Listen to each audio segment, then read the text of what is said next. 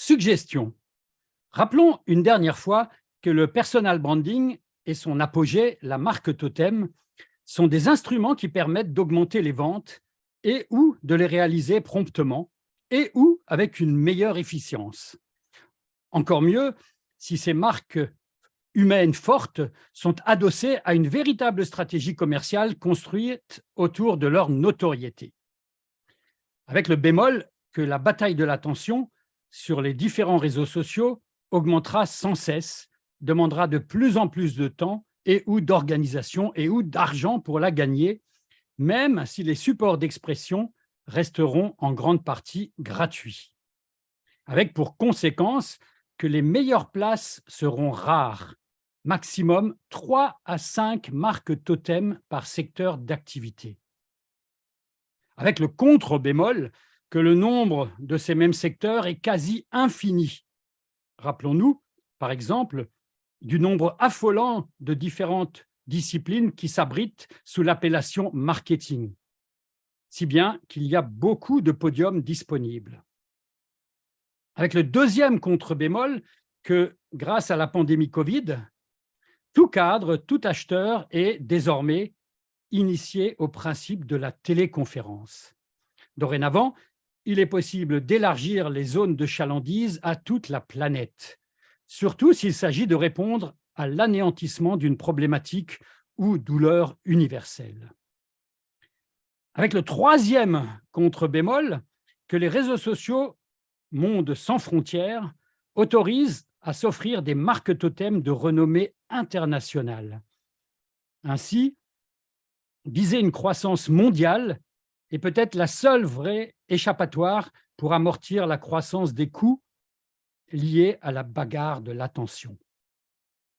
À partir de là, à quoi bon freiner son ambition et attendre? Tarder à créer votre marque totem, ce n'est pas renoncer à la conquête de l'Ouest, mais bien à celle de la planète. D'où mon envie de vous suggérer de vous orienter vers un mode de croissance horizontale plutôt que verticale. Afin de vous laisser séduire, rappelons plusieurs éléments. Certains conférenciers, les vrais, ceux qui se font payer pour être écoutés, arrivent à distribuer quantité de leads à des partenaires qui gravitent autour d'eux, notamment pendant les networking d'après-conférence ou durant les jours qui suivent. C'est le modèle qu'a mis en place le Français Michael Aguilar ou l'Américain Victor Antonio, tous deux actifs dans le domaine de l'expertise commerciale.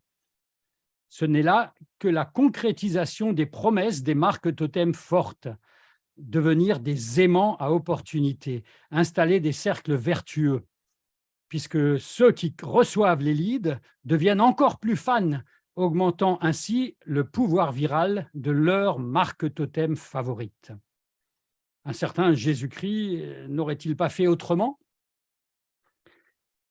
Certaines jeunes marques ont décidé, dès le départ, que leur terrain de jeu allait être le monde en entier.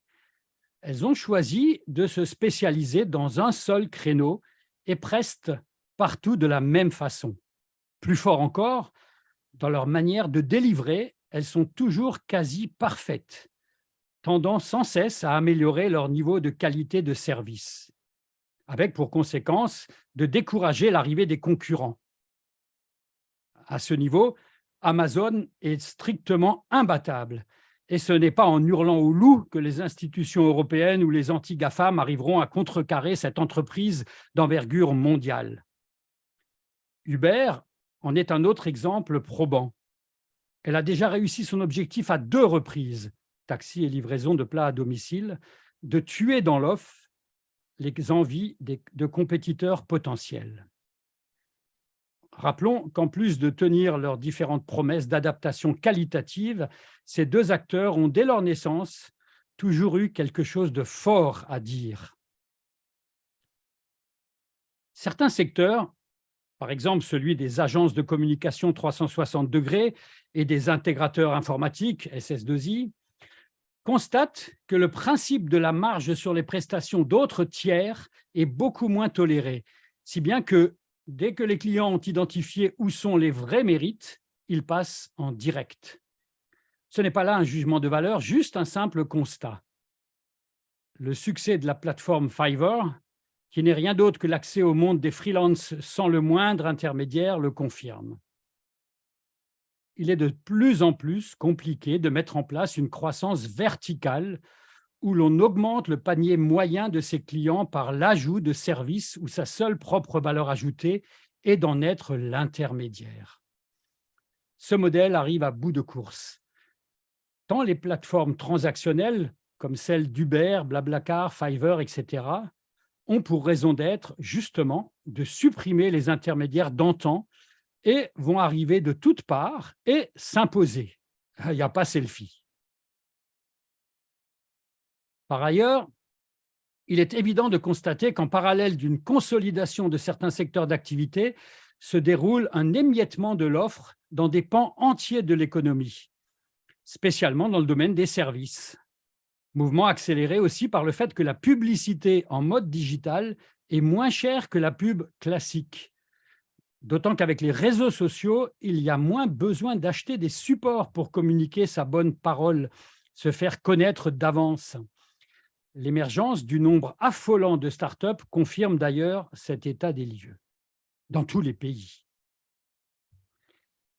Il est évident également d'accepter que prester à chaque fois la même chose, presque toujours de la même manière, engendre, avec beaucoup de certitude, d'importantes économies d'échelle, avec une prime importante pour le premier qui décide de délivrer de cette façon. De plus, si ce premier est aussi rusé qu'Amazon, il choisira de prester à un prix très acceptable ou à celui déterminé par la concurrence, si celle-ci existait, avec, par voie de conséquence, un pas de porte devenu inatteignable pour les éventuels compétiteurs, ce qui les découragera pour longtemps. C'est là l'un des éléments que les sociétés de services, surtout les entrepreneurs européens, n'ont pas encore bien compris. La plupart de ces prestataires visent toujours une croissance verticale, vendre plus de services différents à leurs clients afin de les fidéliser, glanant le faux sentiment d'être incontournables. À l'inverse, les nouveaux acteurs visent, eux, une croissance horizontale et sont devenus vraiment incontournables. Qui pourrait encore se passer d'Amazon, d'Uber, de Google ou voire déjà de Fiverr? De plus, les sociétés qui agissent de la sorte ont tellement de clients qu'elles sont beaucoup moins sous la pression d'un ou plusieurs clients qui se montrent intraitables ou ingérables. En effet, dans l'ancien modèle, les clients finissent toujours par avoir la conviction que ce sont eux qui ont le pouvoir quand ils représentent une part importante du chiffre d'affaires de leurs fournisseurs, ce qui est loin d'être une impression. Si bien que lorsque nous interrogeons les account managers, beaucoup rêvent d'aller travailler où ils pourraient choisir vraiment leurs clients, tellement ils sont sous la pression de caprices de stars et ou, pire, des exigences des services achats qui jouent sans cesse la carte de la dévalorisation de leurs services pour payer moins. Naguère, c'est-à-dire avant l'arrivée du social media et des technologies Zoom, il n'était guère envisageable d'imaginer un autre modèle de fonctionnement, avec pour résultat la stricte application de la loi Pareto, 80% du chiffre d'affaires engendré par 20% des clients, engendrant la conséquence que la relation commerciale se transforme vers le pire, à savoir des commerciaux auto-installés dans la position inconfortable de mendiants, sans compter la pression de la concurrence qui n'arrête jamais de démarcher en utilisant généralement la technique du discount. Afin de lutter contre cette obsolescence programmée du respect et de la marge, la priorité est d'augmenter son nombre de clients et moins d'augmenter son panier moyen par client, de prendre la décision de devenir un spécialiste incontestable d'une ou deux spécialités, associé à l'ambition de faire matcher sa zone de chalandise avec la planète Zoom.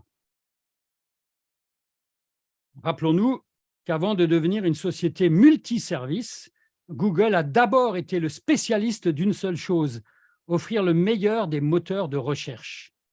C'est dans une deuxième phase que Google a complété son offre par des services complémentaires, Pareil avec Uber. Ce n'est que dans un second temps que les fondateurs se sont attaqués à la livraison des repas à domicile. Au niveau des PME, des ETI, cela peut fonctionner de la même manière, même si elles sont dans le business to business. Par exemple, Andrea Ben Saïd, CEO de la société Eskimos et marque Totem, s'est d'abord installé comme l'un des incontournables du référencement des sites web sur la toile. Puis, dans un second temps, il a développé un service relatif à la création de contenu sur mesure qui aidera ses clients à être encore mieux identifiés sur Google. À ma connaissance, Andrea ne va jamais remettre d'offre pour ce nouveau service à un client qui n'achète pas chez lui d'abord le référencement. La nouvelle règle étant de s'installer en vendant d'abord et uniquement son premier cœur de métier, c'est-à-dire où la marque Totem et où sa société sont considérées comme étant dans le peloton de tête. Ensuite, peut-être accepter la réalisation de services complémentaires où il sera de loin préférable d'éviter de sous-traiter l'entièreté, au risque de perdre sa vraie valeur, son vrai désir, rester l'un des référents incontournables. Odoo, fournisseur de solutions ERP et double licorne, agit pareil. Elle solutionne de mini-problèmes opérationnels dans les PME. Par exemple, elle a augmenté la performance de son propre département HR en facilitant la fixation de rendez-vous entre ses recruteurs et les candidats. Avant cette rencontre, les futurs employés sont invités à précomposer eux-mêmes leurs futures enveloppes salariales. Petite ou grosse voiture de société, plus de congés et moins de périodes de repos, quid du curseur entre télétravail et coworking, et ainsi de suite. Outre l'incontestable gain de temps pour toutes les parties, l'avantage principal étant que la première interview puisse être focalisée sur l'essentiel. Le sollicitant est-il bon? Si oui, s'adaptera-t-il au nouvel environnement proposé? Une fois que ces problèmes administratifs relatifs à la sphère HR ont été résolus par la techno Odoo, ces fonctionnalités informatiques peuvent être proposées, délivrées à toute la base existante des clients d'Odoo, juste accompagnées d'un pricing avec plusieurs niveaux de service et simple à appréhender. Cerise sur le gâteau, pour ma propre argumentation, son patron historique, Fabien Pinkertz, CEO d'Odoo, romance sa vie pro de successful businessman en acceptant toutes les invitations à la TV ou lors d'événements de networking. Il est aussi présent en tant que commercial sur les salons auxquels sa société participe. Un autre exemple de marque Totem qui a bien assimilé les devoirs et les droits du personal branding et qui a décidé de faire matcher sa zone de chalandise à la planète taille Zoom. La plus belle preuve est que les équipes de Fabien viennent d'implémenter une antenne Odoo en Australie. Fabien est une autre figure de proue qui confirme l'importance de construire des référents qui attirent mieux les clients que les commerciaux inconnus, arrive à gommer l'importance du prix et ou à répondre à l'une des nouvelles exigences des futurs clients. Une tarification annoncée d'avance ainsi qu'hyper limpide. À retenir.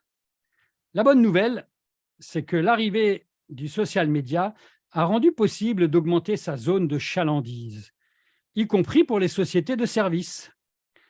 D'autant que la pandémie a rendu inutiles les déplacements pour convaincre. Depuis 2020, un simple coup de Zoom permet de conclure. Que nous manque-t-il alors pour faire la différence?